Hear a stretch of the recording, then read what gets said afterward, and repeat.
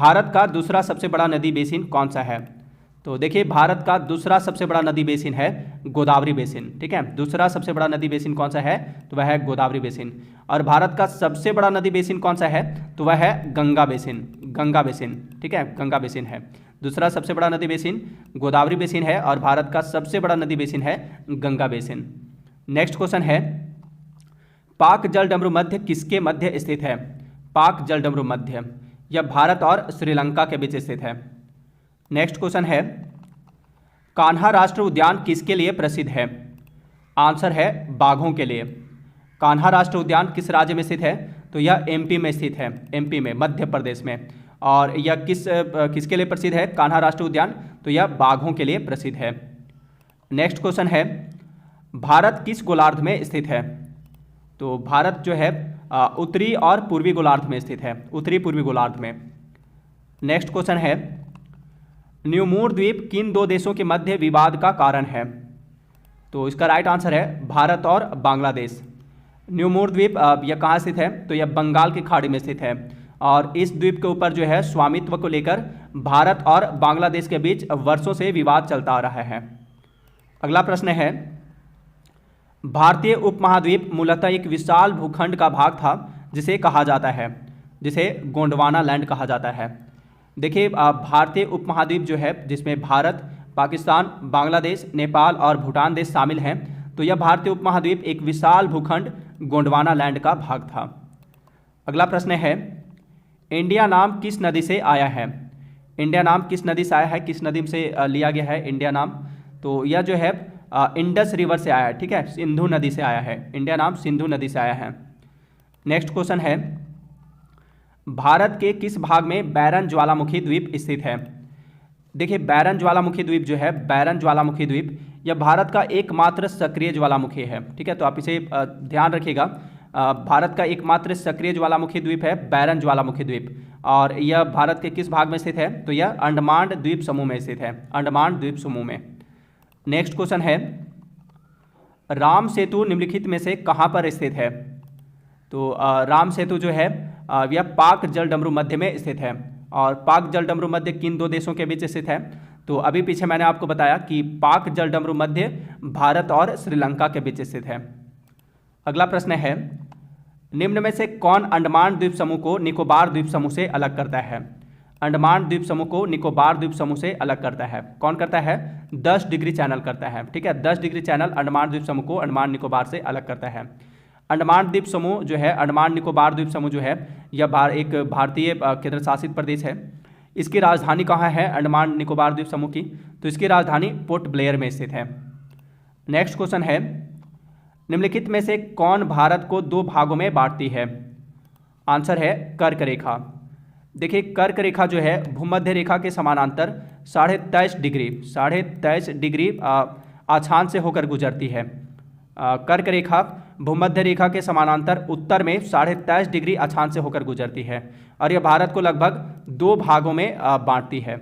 यहाँ से एग्जाम में अक्सर एक क्वेश्चन यह पूछा जाता है कि कर्क रेखा भारत के कितने राज्यों से होकर गुजरती है? तो यह भारत के कुल 8 राज्यों से होकर गुजरती है।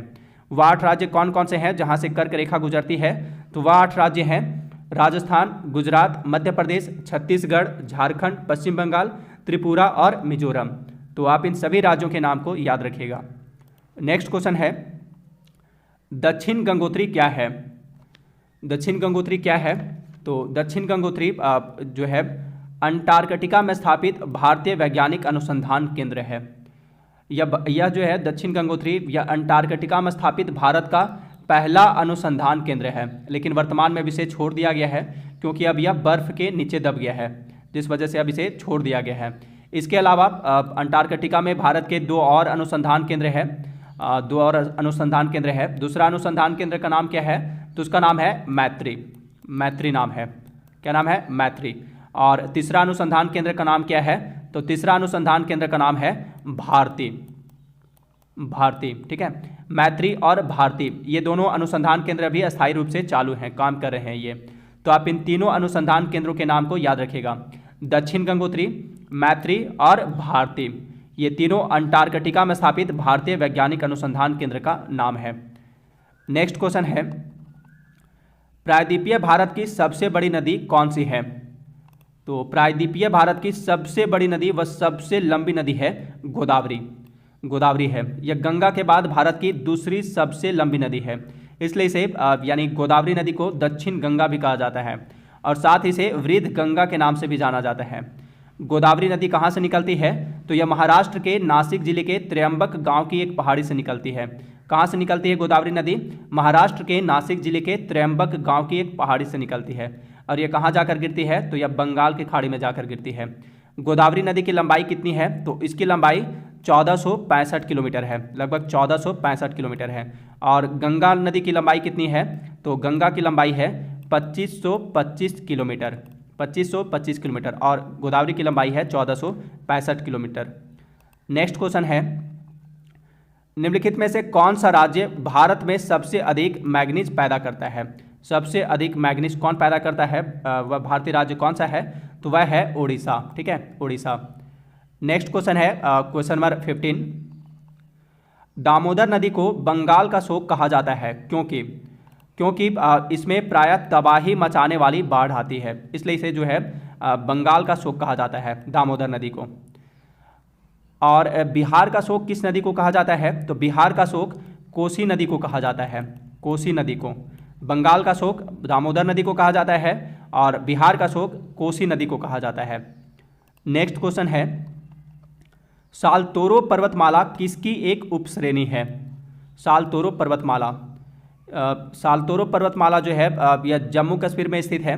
सालतोरो पर्वतमाला जम्मू कश्मीर में स्थित है और यह काराकोरम पर्वतमाला की एक उपश्रेणी है।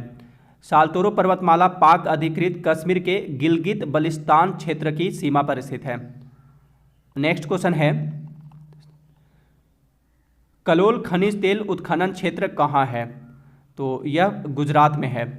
कलोल खनिज तेल उत्खनन क्षेत्र कहाँ है? गुजरात में है। अंकलेश्वर, आपने इसका भी नाम सुना होगा, अंकलेश्वर। अंकलेश्वर और कलोल ये दोनों ही खनिज उत्खनन क्षेत्र गुजरात राज्य में स्थित है। नेक्स्ट क्वेश्चन है, अरावली एवं विंध्याचल श्रृंखलाओं के मध्य कौन सा पठार स्थित है? तो इसका राइट आंसर है मालवा पठार। अरावली एवं विंध्याचल श्रृंखलाओं के मध्य मालवा पठार स्थित है।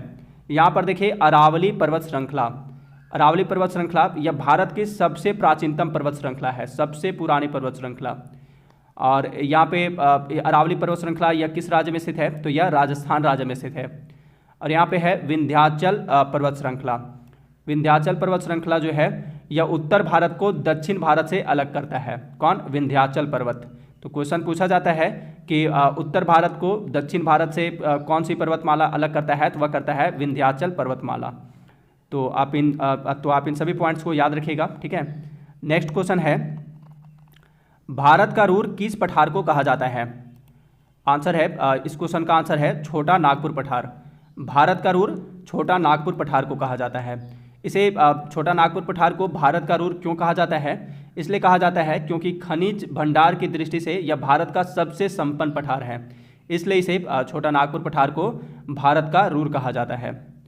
नेक्स्ट क्वेश्चन है और इस वीडियो का लास्ट क्वेश्चन, हिमालय पर्वत की एक श्रेणी अराकान योमा कहाँ स्थित है? अराकान योमा ये कहाँ स्थित है? तो यह म्यांमार देश में स्थित है। अराकान योमा जो है पूर्वी हिमालय पर्वत की एक श्रेणी है। इसे अराकान पर्वतमाला और रखाइन पर्वतमाला भी कहते हैं। अराकान पर्वतमाला और रखाइन पर्वतमाला भी कहते हैं इसे। अराकान पर्वतमाला जो है म्यांमार देश की भारत से सीमा निर्धारित करती है। तो फ्रेंड्स ये थे ज्योग्राफी के टॉप 20 क्वेश्चन आंसर। अब चलिए देखते हैं लास्ट वीडियो के क्वेश्चन का आंसर। लास्ट वीडियो में मैंने आपसे क्वेश्चन पूछा था, भारत में सरकार की संसदीय प्रणाली कहाँ से ग्रहण की गई है? तो इस क्वेश्चन का सही जवाब है ब्रिटेन से। ठीक है, भारत में सरकार की संसदीय प्रणाली ब्रिटेन से ग्रहण की गई है। अब आज के वीडियो में आप लोगों